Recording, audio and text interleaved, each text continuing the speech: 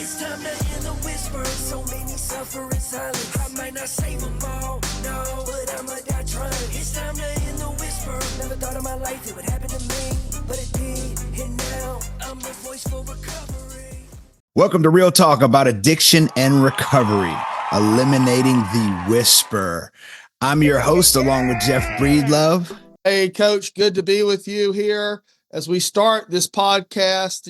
Another step in the journey for the American Addiction Recovery Association as we bring the hope and joy of recovery across America, combining the voices of families and survivors impacted by the addiction epidemic. We're so excited to talk on this podcast about deep, serious policy issues and emotional stories and everything in between, from personal stories to policy issues. This is going to be an exciting podcast. If the addiction epidemic has ever impacted you or somebody you love, this podcast is where you want to be. Again, I'm Scott Cochran. I'm excited to be here. I got my man Joey Yak in the building on Zoom with us. Sir, he is the studio CEO out of St. Louis. Joey, thank you for being on, bro. You are one of our first podcasts, and we are super excited to do this. Our goal is to eliminate the whisper. Our goal is to scream from the rooftop that recovery is real. We started an organization called the American Addiction Recovery Association, and our deal is to eliminate the whisper. And that's where you find us, is eliminatethewhisper.com. But Joey Yak, introduce yourself, brother. Look, I just want to say thanks for having me today. How we met was dope. It's how I kind of meet a lot of the people that I want to make sure that I'm a part of their journey in their life. I'm a creative director, man. People hire me and work with me to build their creative departments. I work with Ben Newman. Obviously, that's who plugged me and you. Chris Pronger, Tim Grover, a lot of other well-known entrepreneurs and business in St. Louis, but also nationwide. And I come from a family full of addiction. My dad was my best friend from the day I was born until about 10 years old. And one day he had the crack pipe and he said he blinked and 15 years passed by. So it was me, my two sisters, and my mom. And, I grew up around, I think he was doing it and kicking it and, having fun like a lot of parents could and maintain their job. But when he touched that, it was a wrap. So me, I come from the music industry. I was on tour with Bone Thugs and Harmony, had a record deal. And I told everyone, man, I lived on AA batteries, Adderall and alcohol, straight up. Every day, wake up, throw that thing back. And I'm definitely not going to sleep unless I'm messed up, right? Addiction is addiction, right? And for me, with my addicted personality, it's I'm either all in or I'm all out, right? So living this rock star life, I'm in St. Louis, but I'm from a place called Hazelwood, which is 20 minutes outside the city. So it was always Hazelwood to Hollywood, Hazelwood to Hollywood. And that was our goal as kids from North County to get to. And I made it. We're at Miley Cyrus's house on the 4th of July. I'm looking around where am I, right? But then it's also not where am I, but who am I? I was so busy, I want everyone to know who I am that I didn't even know who I was. And it was definitely from the lack of role model of my father, which that happened for me and not to me now. Me and him are cool. I always talk about this journey and this story, and I never want people to think I'm dogging him or whatever, but he is. I chose to believe it happened for me, not to me, so I can know what not to be. But obviously with me on AA batteries, Adderall and alcohol, me in Hollywood. And one day I heard you're Hazelwood, not Hollywood, go back home. I had a 3-year-old daughter. I had my first daughter at 19, definitely started young, was not planned. Best mistake in my whole entire life for sure. And I went home, man. I left it all. I left it all in LA. I was broke the whole time I was on tour.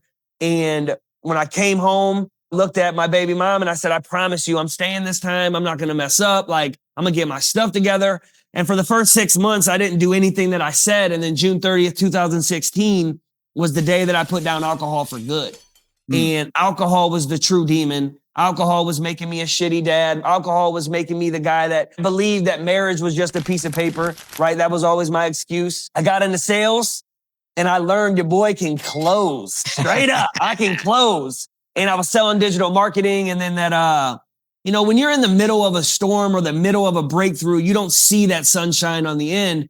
But now as I've matured, it's now when I'm in the middle of a storm, it's I just can't wait because I know the this is preparing me for the sunshine, and it makes me appreciate it more. So when I'm selling, I thought I was going to be NGK Justin Bieber. Like, I'm on tour, I'm getting it. Yeah, I got the little hair flick, but I got the grit. So it's like, I thought I was him, right? I had the record deal, then I left the record deal, and I was like, I thought I was about to be a straight superstar. And like I said, I was so worried about everyone knowing who I was, but I didn't know me, and my inside was just not real, right? So I numbed the pain with definitely drugs and really womanizing. Like, I felt that power of like, man, I'm about to pull this chick. And then never talked to her. It was just a game, right? And when I got sober, I really found faith, grew up Catholic, and I got baptized as a Christian and ended up on the worship team talking about I overdosed on the Holy Ghost and I'm Holy Spirit turned and I'm a Christian on a mission and all of it, right? And they're like, who is this dude? And I just have really been building within, and then I quit my job and started my own company. It truly, everything is preparation to the promise. I took my music experience, I took my sales experience, and I said, cool, I'm gonna package up my past and my passion, and I'm gonna present it as my product to a platform. So I attacked Tim Grover, the first person, a couple other big 7-figure entrepreneurs, and I made them songs. I said, hey, I'm Joey Yak. And at the time, I was in a 2-bed, 1-bath house. I started the company in a shed in my backyard that I called the BB, Backyard Business. I would come out the shed. What up, y'all? It's Joey Yak. I'm in the BB, Backyard Business. Let's get it. And I would just talk to him. Hey, I made you a theme song, my melody, your message. I don't even know if you'll see this, but I want you to feel me, see me, understand that once you go Yak, you never go back. Check this out. Tim Grover heard that. Sherry actually heard it. His business partner showed it to him, and it's been a wrap ever since. I just kept giving and giving. He brought me out on stage one day, and he hit me at like 2 a.m. and was like, hey, you're walking me out. Peace. And I was like, bro, he don't know. I've been preparing for this my whole entire life. So not only did I perform his song, but I was like, can I kick a freestyle? Let me tell him about my jingle. Every one that I make, I can push it as a single. And he's just looking like, okay. So my relationship with him, he's always had my back. We do his content. We do Chris Pronger's content. As I mentioned, Ben Newman, how he connected us with you. And where I'm at now, man, of June 30th, 2016, haven't taken a sip of alcohol since, and I never will. I'm all in and being all out. You know what I'm saying? And I just know that I have all these experiences in the past.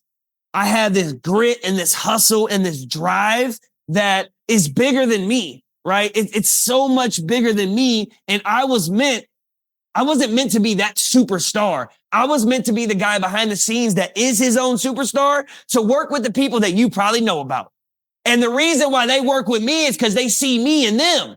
Everyone I talk to, I'm like, look, I'm you. I just ain't got your money yet. Right? And now my money's stacking and we're getting money. And, I turned 33 yesterday, and I feel like I lived a couple different lives that, I've been alive. Now, as I mentioned, like my baby mom, I promised her that. That's my wife. We have 3 girls. She's built the business with me. She's the co-owner of the business. It's like the person that started at the bottom with me, that went through that trauma and that pain and them trials, man, she's reaping all this. She's getting that harvest, right? As I wouldn't want to do it with any else. So I'm a girl dad, I'm a husband, and I'm a warrior, a guy, man, that really does want to end the whisper. I know that was a long ass intro, but it's me though, man. It's like, I'm big on the return on energy rather than return on investment. And how I hit you up, just so people know, I made a song called In the Whisper. I told you my guy Joey Yak was about to send you something. Coach, what's going on? You don't know me, but I'm Joey Yak. I do content for Tim Grover, Ben Newman, Chris Pronger, and a lot of other people that I'm sure that you know of. All I want to say is thank you. Thank you for being the voice of recovery. Me, 8 years, not one sip of alcohol. I was on a nationwide tour with Bone Thugs and Harmony, and I lived off AA batteries, Adderall, and alcohol. June 30th, 2016 was the day that guy had to die in order for this guy to be birthed. And now I work with some of the greats, and you're one of those greats, and I want to give back to you. I made you a theme song. Check out this bang. It's time to hear the whisper. So many suffer in silence. I might not save them all, no, but I'ma die trying. It's time to hear the whisper. Never thought in my life it would happen to me, but it did. And now I'm the voice for recovery.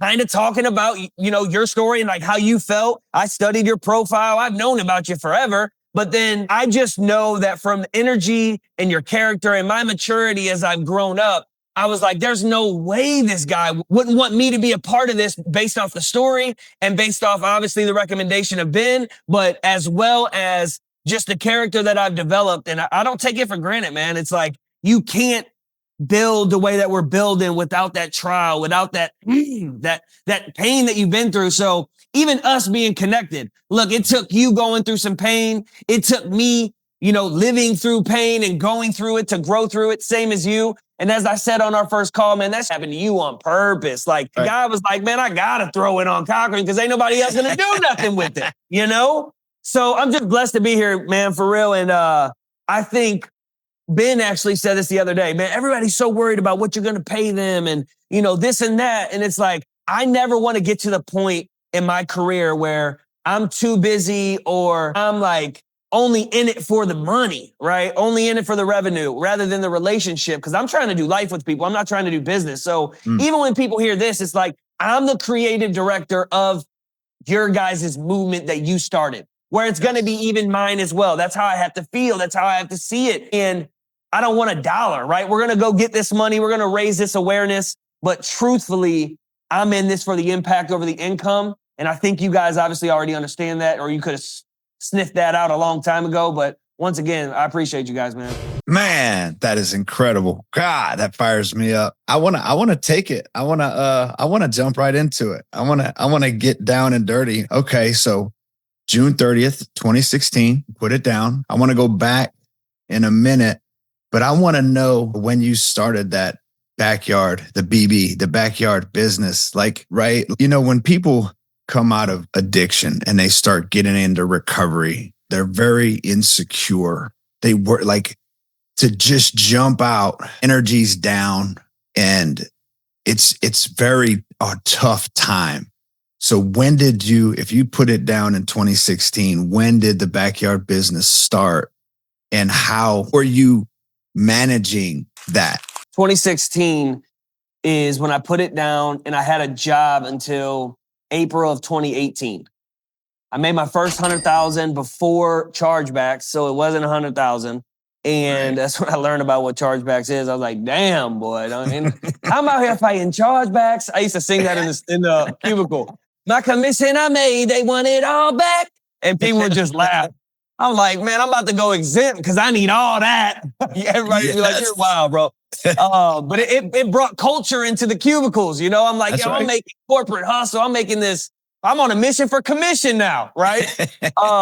I always use music as everything, man. That's like my therapy, and that's what really got me through my pops and stuff. But when I quit my job in 2018, I actually started in my brother-in-law's RV. And then when I made my first couple dollars, that's when I bought the shed from Lowe's. I got a picture of me standing on it like this, like so proud, bro. Yes. And hey, when I moved, we're in a way bigger house now in a nice neighborhood for my kids. I picked that thing up like $800, drove it 50 minutes to the new crib. It's in the backyard right now. That's the Hall of Fame, baby. And my kids want to play in it. I'm like, oh, there was greatness built in that. Y'all got to get it. But 2018, man, is when really the whole pursuit started. And I just was like when I was at that job, bro, like there was times that the person on the phone was like, Joey, listen, man, I hate your guys' product, but I rock with you. And I'm over here kind of being gritty and slimy and be like, yo, hit me on my cell phone. Like, what's up? Right. Yep. And I'm taking closet calls like, so what you need? Man, I want one of them jingles. When people try to charge back, I would make them a jingle so they would stay because I need that, Right. That's when I started though, man. It was just podcast intros. Like I didn't even have a camera in my hand yet at all. Like I don't shoot. I have the team. Like I've always been the creative consultant, the person on film, the person that comes up with these creative ideas, and I can see this vision and I'm able to lead the team that can execute everything, right? At first, I can edit. I'm the worst one on my team. I can shoot. I'm the worst one on my team. Smartest at the table. You had the wrong run, bruh. And right. I got people that are way better at me than that. So when I started, it just led one thing to another, man, of like, wow, okay, I'm making podcast intros. I'm making theme songs. Okay. Now people want a commercial. So I would hire a videographer on one-off projects. Okay. Next step is I started a business where I made I made a Nelly song. It's getting hot in here because my AC won't blow for AC companies. And I rented it out to all the AC companies and we sold hellas. We remade it. I hired a lawyer for parody law. And like, I started doing that for all genres. And, you know, we did like 300,000 in sales. And I'm sitting here and I'm like, I hate this though. I don't want to be on the phone all day. I don't want to hire a sales team. I had to learn what I didn't want to do in order to find what I truly was called to do, you know? And it's only been since 2018. It's 2025. This is coming on year 6, 7. It's like, I'm still a little baby in this, you know? And I finally found what's sticky and what's most valuable for the person. It's you got to get attention, nurture attention, close attention, retain attention. In all those 4 buckets, if I can't help you in a creative spot, I'm not doing my job, right? So you come with us. So that's where I'm at now with, you know, started at the BB. And now, you know, if I move this camera back, this is a damn LED wall behind me. You know, it's like now we have a 5,000 square foot building that if you walked in it, you'd be like, this is definitely Yak's spot. It looks like a house. It's, you know, some people are like, I'm going to the Yak Shack. I'm like, whatever you want to call it, come through. And we've had a lot of legendary, iconic people. And I can't wait till you guys come through here too. Yeah. Yeah, for sure. No doubt. Well, you know, we're coming because we've got a board member from St. Louis, which is actually just south of St. Louis, Shelly Keeney, former state representative in Missouri. She's in recovery. Her journey. Man, everybody's in recovery. That's why I love In the Whisper, man. Yeah, no, it's important. And she played out very publicly as a member of the Missouri General Assembly. Her incident played out in public. And Shelly is a great leader for us. And she's, you know, just south of St. Louis. So we want to be there. You know, you said a couple of things. And the first one I want to bring up that just really resonated with me is, and I want you to tell folks about this, you know, because we all have egos. I mean, I have an ego. And I'm this kid growing up in Ellenwood, Georgia in the 70s. And Jimmy Carter, a peanut farmer from Georgia, becomes president. And all my parents are like, you know, Jimmy Carter's president. Anybody can be president. So I knew in elementary school that I would be president of the United States because this other guy from Georgia did it. And my parents said, you can do it too. So that was it. That was my goal in life. I was going to be the president. And I loved politics and I loved policy. And I did that all through high school and into college. And that was my goal. I was going to be the guy. But then I entered into active addiction and that involves, you know, a lot of different things. And I knew that maybe I'm not going to be the guy. But boy, I could be a good staffer and I can work for the guy. I can be of service and have a lot of fun and do a lot of cool things. And so I got comfortable even when I was in active addiction of being the staffer and knew I'd never be the candidate. Well, then, my story involves 2016 too. I get arrested. It makes the news in Atlanta. And I'm like, well, I'm done. I'm done with politics and policy. But I didn't know what I didn't know about recovery. And now, I find about this whole recovery movement and this whole recovery community. And now I meet brothers like Scott and sisters like Doreen that are involved with us. And there's a way to still be of service. I may not be the president. I may not be the representative or the mayor, but I can be of service. And when you said that I just related to that. Tell people, that might be listening to us. Yeah, you may not be the guy on stage, but you're making what the guy does on stage possible. And there's a lot of fulfillment in that, right? Yeah.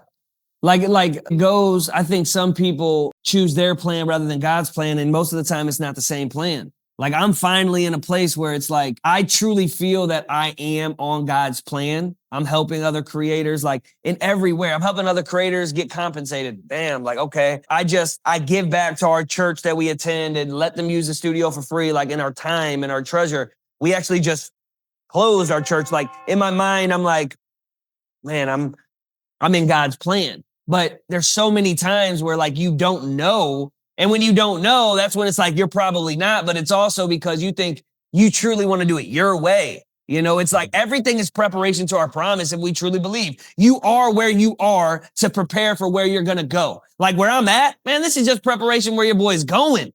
I'm 33. By the time I'm 40, who knows where I'm going to be? But you better believe it's guided in a way that's not from my ego. I got an ego. My real name is Joey Peeper. My alter ego is Joey Yak. Yak stands for you already know. And if you don't know by now, you probably never will.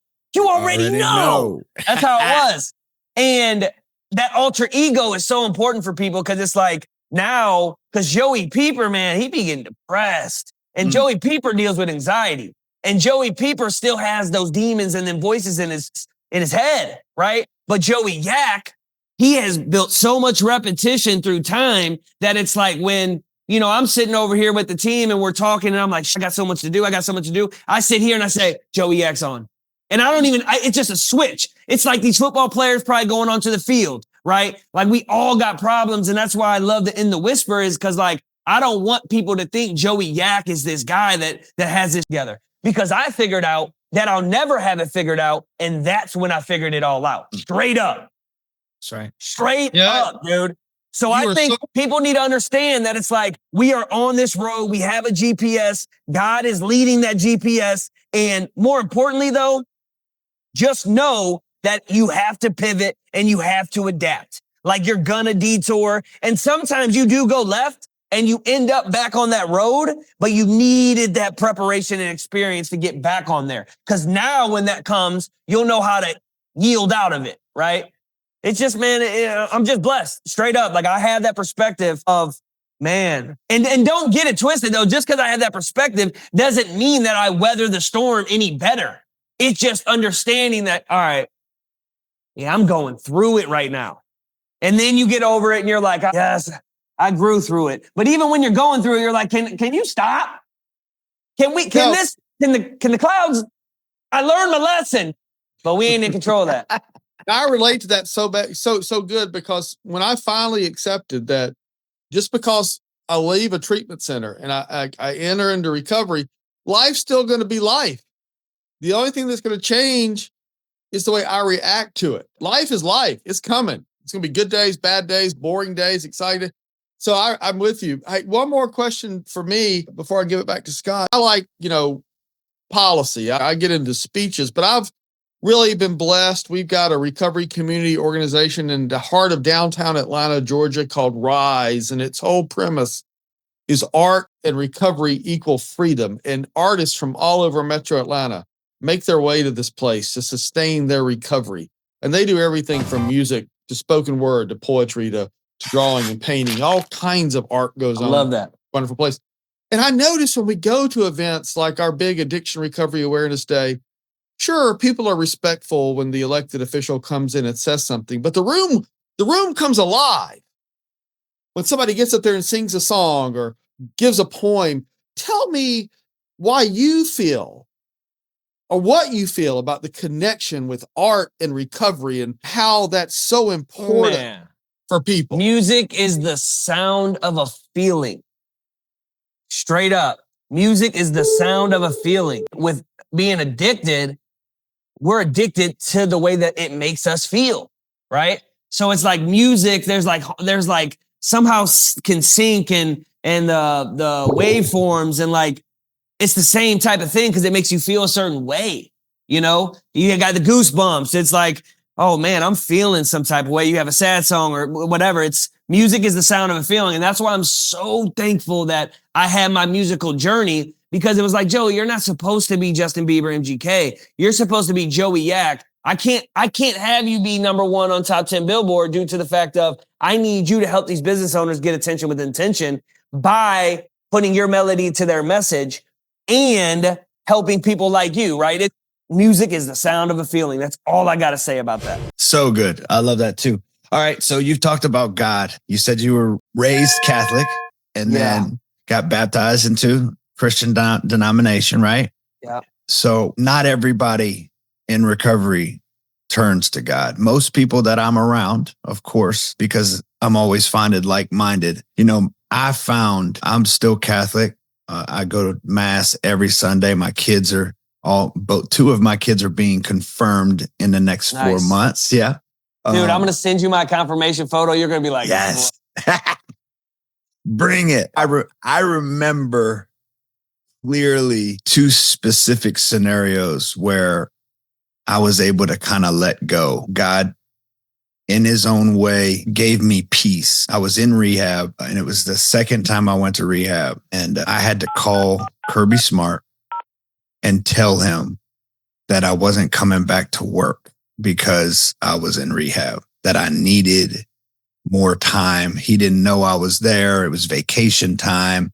Thought I was going to be, my 2-week vacation. I thought I could go to rehab for 2 weeks and be, and be free and clean. Of course, that doesn't happen that way. But when I got there, they said you need 6 months or to a year. And I was like, okay, no way. But I just remember I was in like some silence at the recovery place. And all of a sudden, I had this complete peace come over me. It was like, and it was really simple. We had just hired Will Muschamp at Georgia, and he was like an analyst type. He wasn't quite on the field yet because he had just got fired from South Carolina. And it was like, Muschamp will take your spot. Kirby will be okay.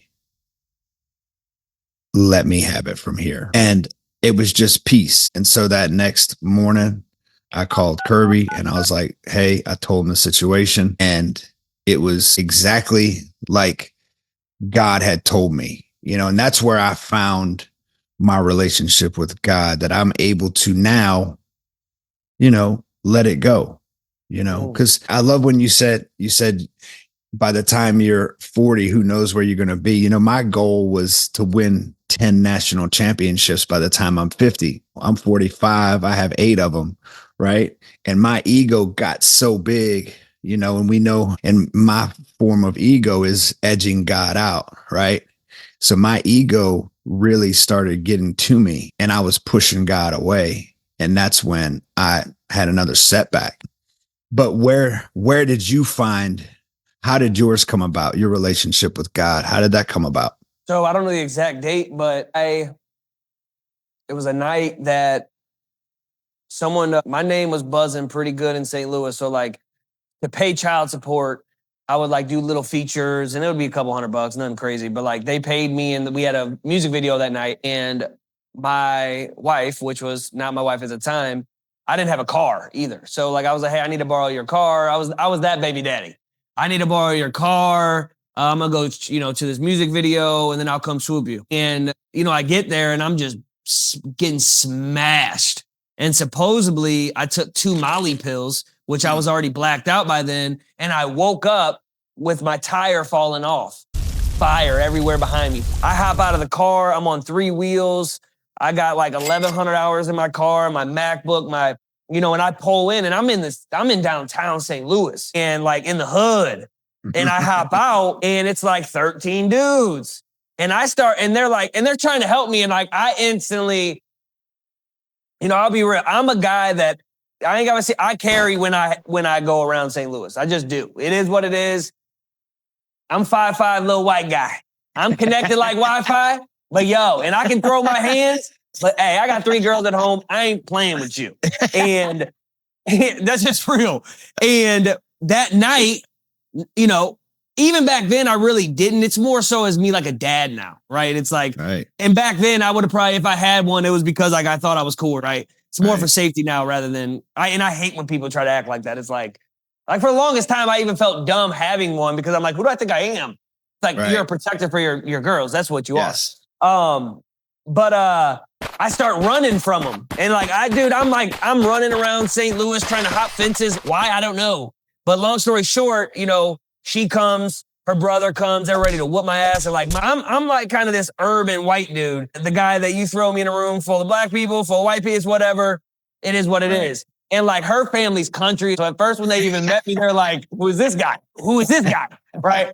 But it's all love. That's my fam. Like they love me. I love them. And they've been through the ringer with me too and stuck by me. But that was my wake up call being like, what am I doing? Like, I should be dead. Like, there's no reason, or I should have killed someone. I know people that have drunk that I would drink more of. I would drink way more than them. And they have woke up in the cell because they killed people. But I think that was my aha moment. And then when I went into the church, as a Catholic, you already know that it's like, it's not hip, right? It just is what it is. And then there's nothing wrong with that. But like when I went into that Christian church and heard that worship music, me with music, I was like, oh boy, come on, dude. Like, I need this. Like I was high. I literally was not, I just felt it. And I just kept going back. And I was like, I'm going to channel this addiction or this piece of shit of me, right? That doing all this dumb. We all have the same time. We all can make the same moves. It's just like, how are you channeling that addiction? How are you channeling that energy? So I was like, man, I'm about to be addicted to becoming a fire dad, to becoming a good boyfriend. And when I got into that church, like they were even kind of pressing me on, because I was living with her. Like I was trying to do the whole thing. I was like, look, hey, I believe in God, and I know y'all want me to commit, but like, I don't know if I can just stop. And I'm definitely not moving out of the house. Like I just thought, like I was like, look, I do want to be with her. I know she wants to be with me. She's rode for me forever. So I proposed, and that was the best decision of my life, man. And it was like, all right, I'm all in. Like I'm going, you know? So that was really it wasn't just one instant though. It's like now I'm on June 30th this year. I think it'll be the same amount of time that I did drink that I don't drink, right? I'm at that phase now, and it's like, let's look at those years and let's look at this year's. Right. Come on, bruh. You can have that poison. I'm good. And I envy people that can't. So don't get it twisted. I don't say don't drink. I say I can't drink. Like my wife kicks it. She drinks. She's good. She's not a piece of shit when she does it, right? I was the guy that demon kind of came out of, like, you know, the thoughts that we all have, but that you don't act upon. I act upon those dark voices when I'm a little drunk. So no alcohol for me, man. Awesome. I love that because that was, I feel like, a huge turning point for me. You know, like when I go speak, you know, I go speak to schools, I go speak to organizations, and I tell my story. I have a trick, right? Before when they call my name to walk up, I take a knee and pretend like I'm tying my shoes. And it doesn't work when I'm wearing my cowboy boots, but so I pretend like I'm like pulling the cuff over, you know, over my boots. And I ask God, you know, to give me the words, you know, to give me the words that you want me to speak. And I did that. I feel that too. Yeah, I did that before we got on this podcast today, you know. I asked God to guide us and put us in something that will help someone that's listening, right? Yeah. Because the type of listeners we're going to have, right? They're going to be all over the map because we're going to have policy talks. We're going to have family members, right? We're going to have people that are battling, that are in the thick of it right now and don't know which way to turn. You know, so we're going to have all different types of people listening. And so when you brought up, you know, this happened for me, not to me.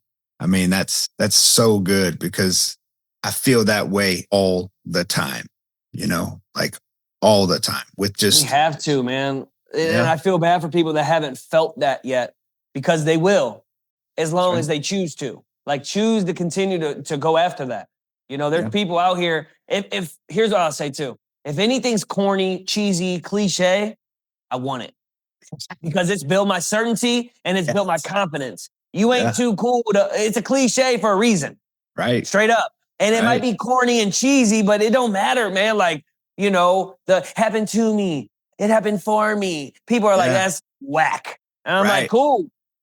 That's cool. Like, it can be whack, but it's helping me win. It's helping me, man. And I choose to believe it. So it's my truth. We all have our own truth. And right now, a lot of people are living in their own truth that is a lie, but they believe it. So it is the truth to them. And until they understand that shit's a lie, because, dude, I didn't go to rehab or nothing. And it was hard, man. It was like, but I just did it. And I also didn't say I'm done forever. You know, I think some people, I have a problem with that with like dieting. I'm like, I'm done. It's like, bruh. Like I'm the type of dude that wish they told me that pizza, like, if I take one more bite of pizza, I'm going to get cancer. I'd be like, oh, I ain't rocking with it. But I need that right now, though. I want that. You know, that is one thing. And I want to ask you a question. Like, when you, on your road to recovery, like us being addicts, like I see myself channeling the addiction in other places. What would you say you kind of channeled yours in? Yeah, I think that's a good question. I've been asked this a bunch, and honestly, it's just so funny. I, as a strength coach, never really worked out because it's like telling a janitor, how clean is your house, right? Like, they've been cleaning all day. They're not going to go to their house and clean up, right? For me, being in that weight room 24/7. I feel that. It was hard for me to actually work out. It was really depressing for me because it was like, man, Yeah. because you had to escape somehow. Right. And so I think my addiction now is the row machine. Like I get on the road, dude, I'm on it every morning. And even when I'm on the road, like I try to get in a hotel that has one, right?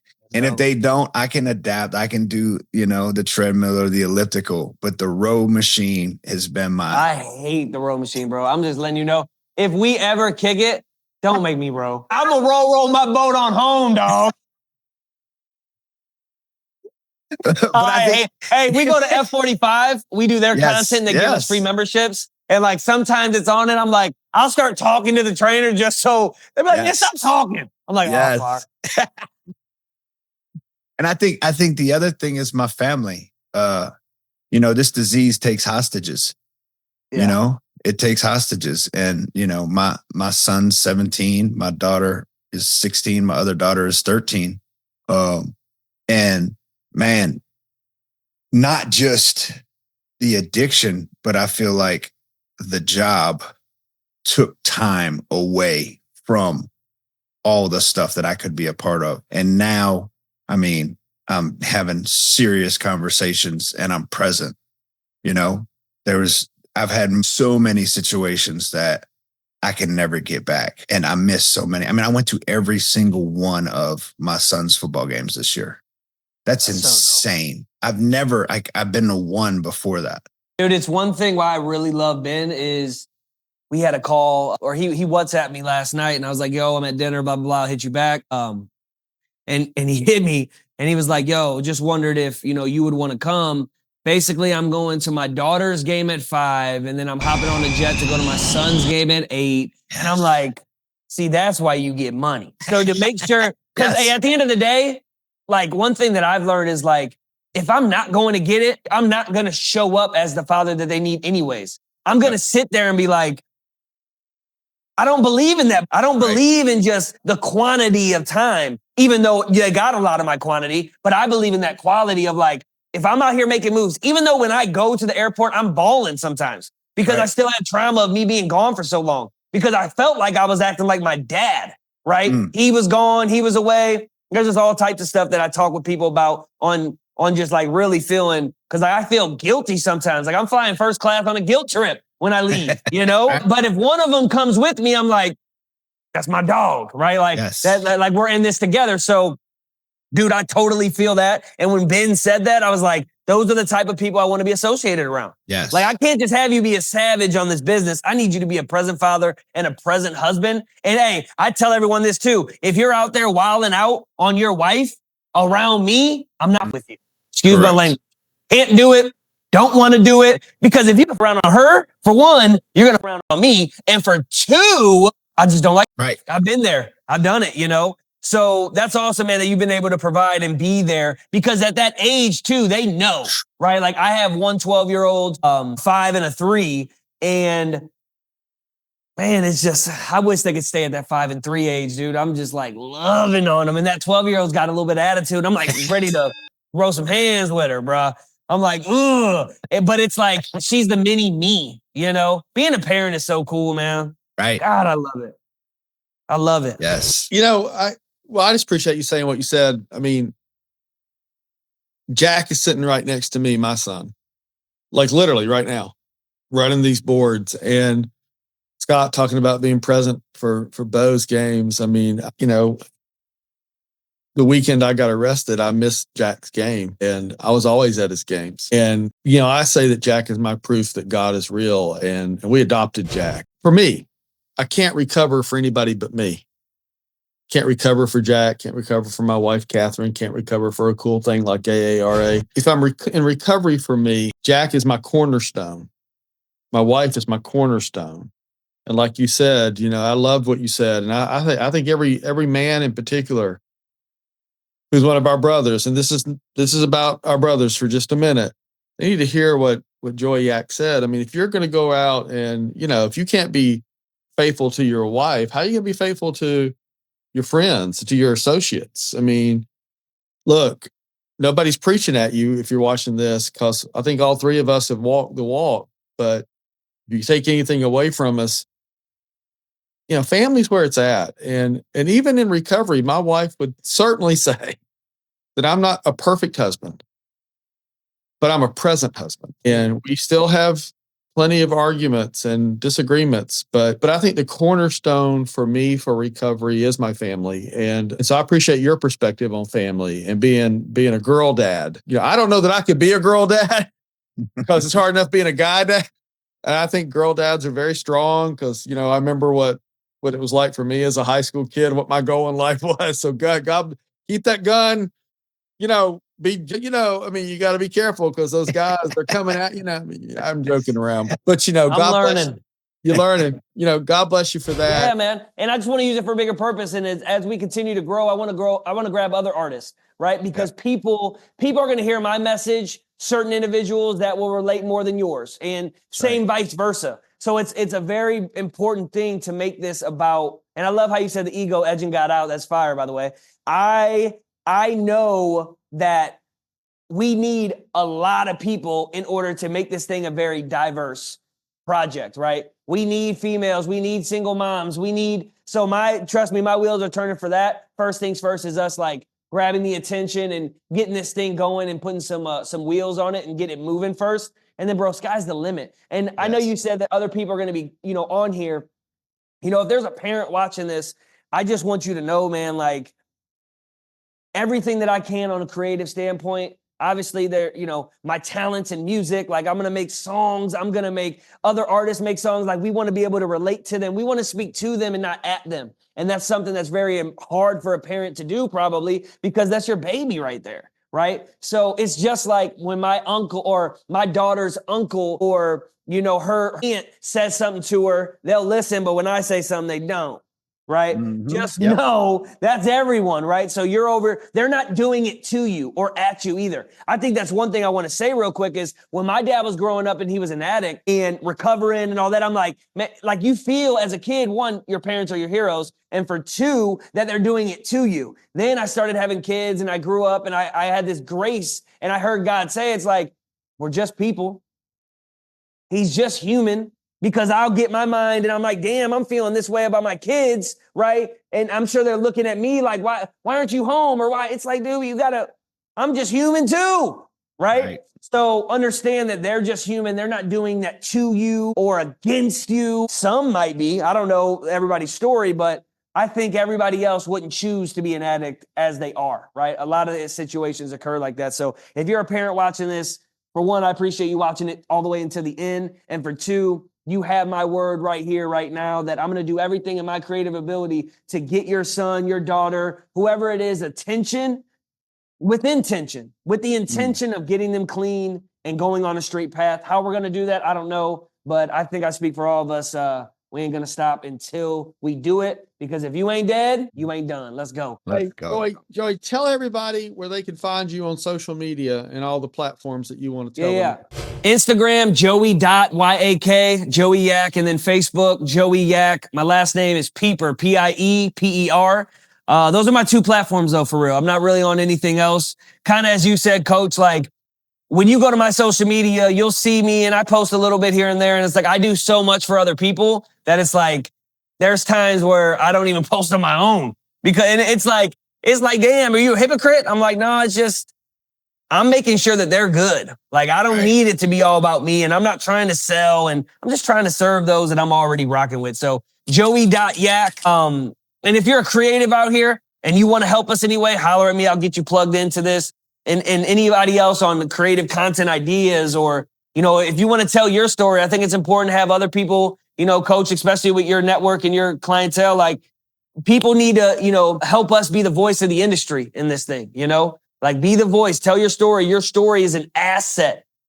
Yes. Tell it. You've blessed us. Like Coach said, one of our first podcasts, you're helping us launch this. We thank you for that. Love that you're right there in the heartland, working across America, bringing your creative talents to our movement to eliminate the whisper or end the whisper, unite a community across America of family members and survivors. Everything we do is in memory of brothers and sisters we've lost to this disease. And thank you for your commitment, your leadership. And, Coach, I know folks can find the American Addiction Recovery Association on social media.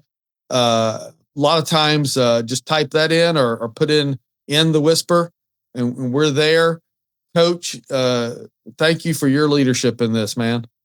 Yes. Find us on eliminatethewhisper.com. What an awesome journey this is going to be. I'm so excited for the future. Thank y'all for listening in.